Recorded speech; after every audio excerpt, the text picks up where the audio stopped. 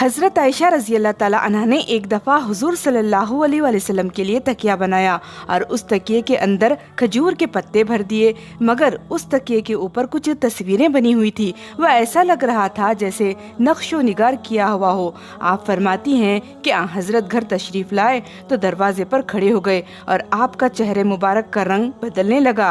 मैंने अर्ज़ किया कि या रसूलल्लाह सल्लल्लाहु अलैहि वसल्लम, हमसे क्या कुछ गलती हो गई है?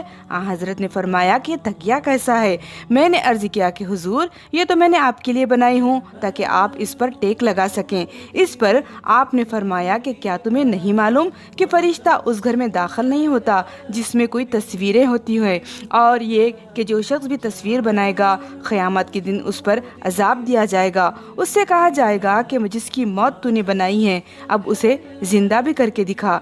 ये हदीस सही बुखारी से माखूज है।